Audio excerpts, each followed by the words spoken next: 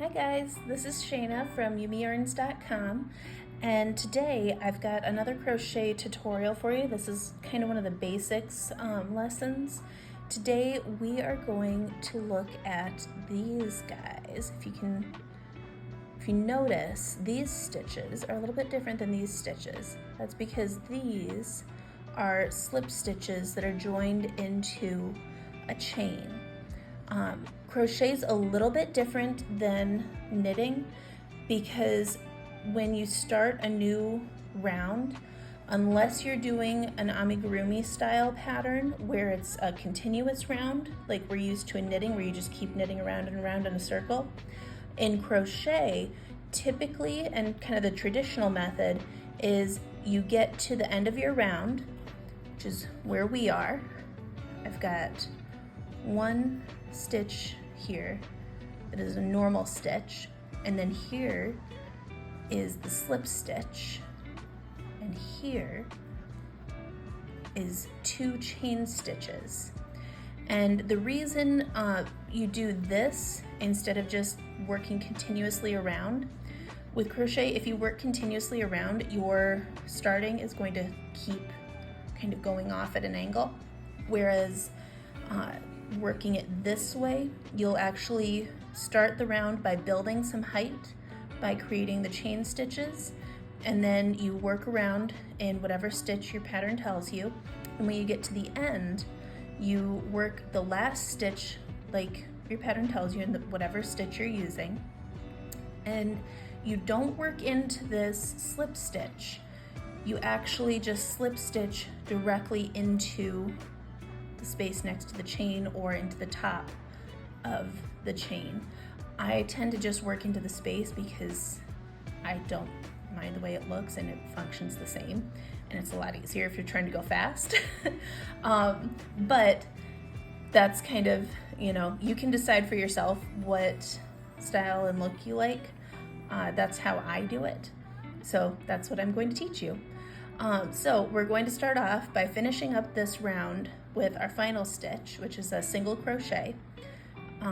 And you can see I've got a single crochet coming out of this stitch onto my hook. Here we've got this V, that's my next stitch. And you can see even the slip stitch looks the same from the top view as the standard stitch, but it's going to be, the slip stitch is going to be directly above the other slip stitches if you've done a couple rounds. Typically I would recommend putting a locking stitch marker on this stitch, especially if you're new to crochet and you can't quite read what the fabric's telling you yet. Just put a little locking stitch marker on there.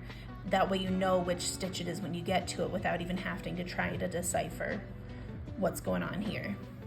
So we'll do our single crochet, which I've got a video that is either posted. If it's posted already, I will link it up here. If it's not posted yet, I will be posting it soon. But for how to do the single crochets. So there's our single crochet. Now we're at our slip stitch, and so we're going to just pretend that slip stitch doesn't exist there, skip over it, and go right to this spot here with the chains. And like I said, you can work into the top of the chain, so you'd work into the little V at the top, but it's just easier to work into that hole right next to it. And all you do is insert your hook from front to back into that little space. See, and you can see I didn't work into the stitch next to the chain. I worked into the hole where that chain was. Wrap your yarn around over the top, front to back. It is important which way you wrap your yarn, because if you don't wrap it the right way, you are going to get it twisted and it'll be tighter than you want. So for the slip stitch, we just wrap it around, slide it through, and it looks like how we would do single crochet at this point, but we're just going to keep on sliding it through just like that. Super easy. That's the slip stitch right there. Now we're ready to start our next round of crochet. So for this pattern, since it's single crochets for the fabric, we are going to do 2 chain stitches.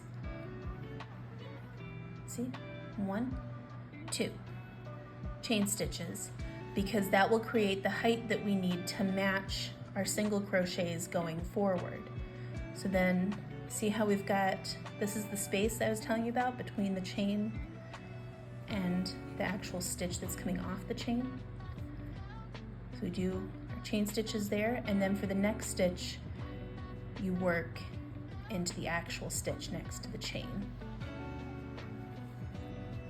And you'll notice you get a little bit of a bump, and that's what it's supposed to look like because you're building up height.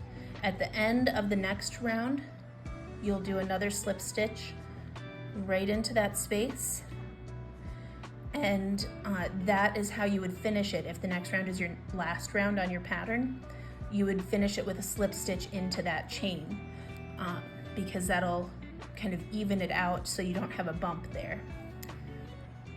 Oh, and I forgot to let you know, the pattern that I'm working on today is the Lil Pumpkins cowl, and it's in collaboration with Knit Picks. They supplied the yarn for this tutorial and for the pattern, which was super nice of them. They've got everything available through their site, and I've got an affiliate link for them in the comments below. So just, or not in the comments, in the description. So you can just click on the description below and be taken right to their site for all the supplies to get the cowl if you're interested. Or if you just want to help support the channel, you can use that affiliate link to buy anything you'd like from Knit Picks, and I get a portion of the sales without you having to pay anything extra. So that would be much appreciated if you guys wanted to do that for me. But as always, you can use whatever yarn you like. So I just, because Knit Picks was nice enough to send me the supplies, I would like to send some people their way if possible. Let me know in the comments if you guys like these types of videos, if you'd like to see some more crochet videos. I've got a couple more lined up, and I'm working on doing some left-handed ones. My little boy is learning to crochet, and he's most comfortable working it left-handed, so therefore I am also learning how to crochet left-handed, which means that you guys will get some left-handed tutorials, which is super awesome because it is a little bit different than right-handed. There's a few things you have to keep in mind. So keep an eye out for those, and I hope you guys have a great day. I hope you enjoyed this tutorial. If you just want the pattern or are interested in any of my other crochet or knitting patterns, you can check those out at yumiyarns.com. Again, everything's in the description. I hope you guys have a wonderful day and happy making.